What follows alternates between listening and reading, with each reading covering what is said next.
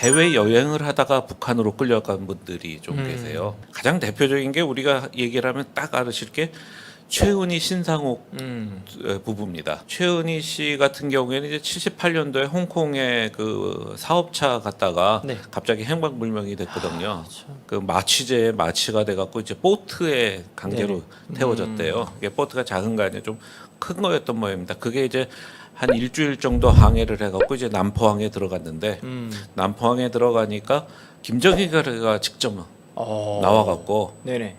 맞아줬다고 그럽니다. 그 얘기를 들어보니까 김정일이가 굉장히 그 최은희 배우의 그 팬이었대요. 북한에서 생활할 때 굉장히 그 뒤를 잘 봐줘갖고 집을 마련해주고 이제 옷을 갖다 배달을 했는데 옷이 몇십 상자였답니다.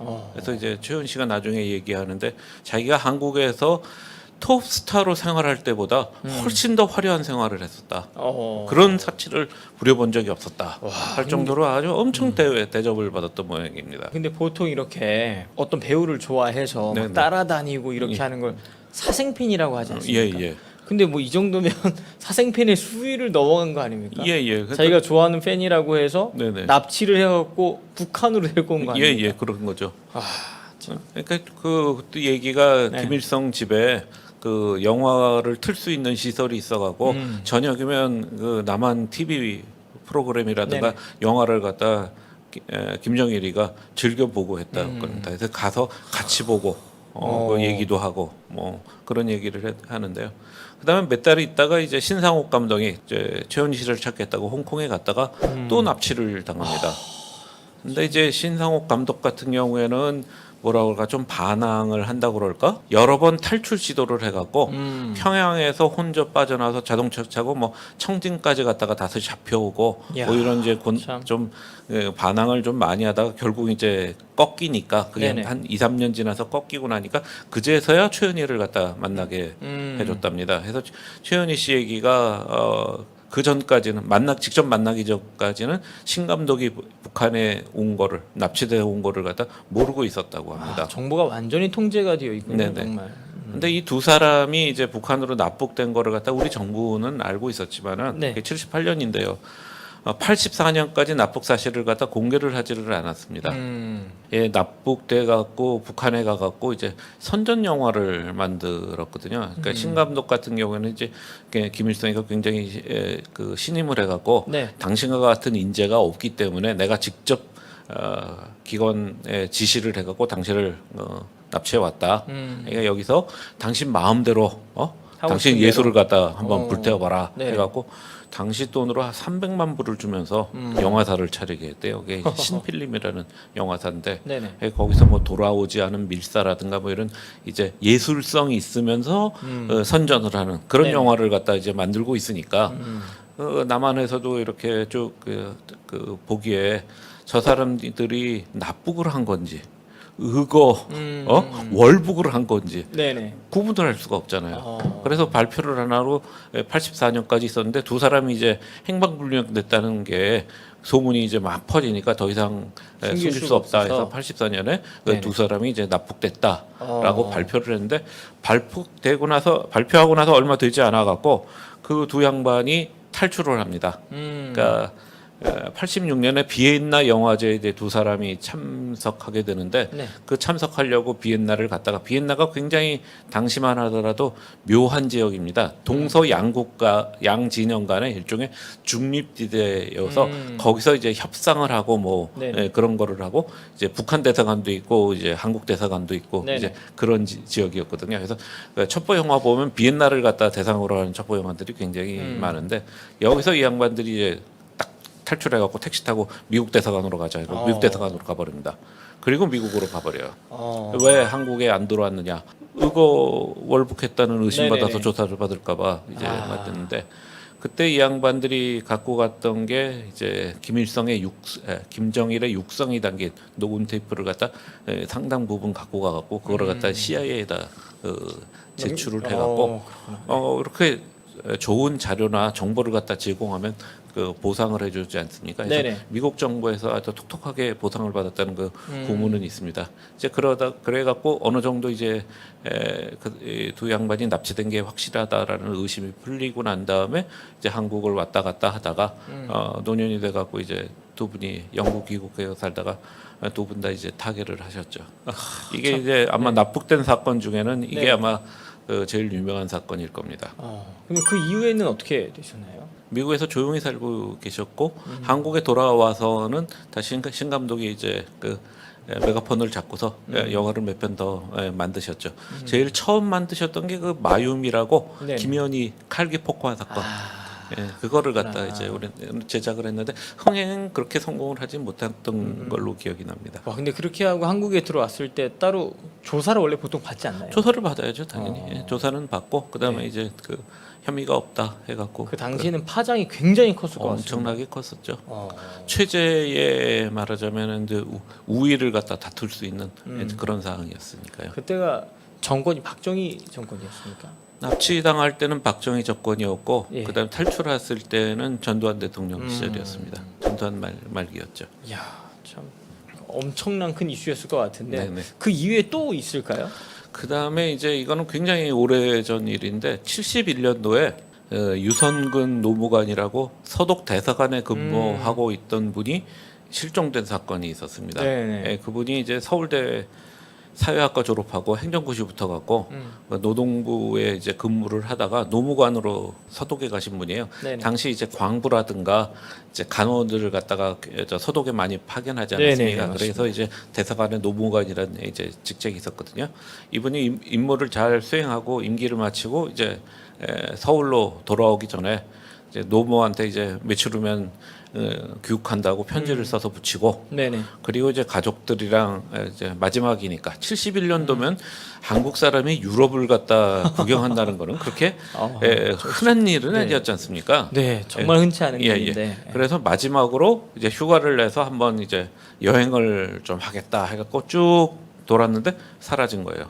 그리고 한 열흘쯤 있다 평양에서 자진월북했다 이렇게 이제 그래서 그때 이제 아내하고 네네. 두 딸하고 같이 북한으로 이제 납치된 건데 이분이 그 2004년에 이산가족 상봉 행사에 나와갖고 형님을 만났어요. 그래서 그 뉴스 필름이 있는데 그거 좀 네네네. 보고서 잠깐 얘기를 이 자료화면 이어가죠. 한번 네네. 보시고 또 다음 내용 좀 이어가도록 하겠습니다. 보시겠습니다. 제9차 이산가족 상봉 첫날, 오늘 남측 상봉단 일진에 금강산 단체 상봉 행사가 있었습니다. 오늘 상봉에는 서독 대사관 근무 중에 납북된 전 외교관 가족도 포함됐습니다. 금강산 공동취재단 하현종 기자입니다. 올해 74살의 유창근 할아버지.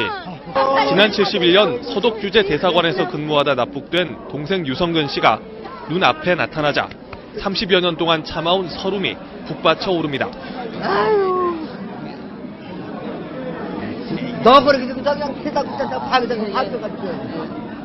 네, 이사님 그 영상을 보니까 저게 약 30년 만에 다시 상봉을 하신 것 같아요. 예, 그렇죠.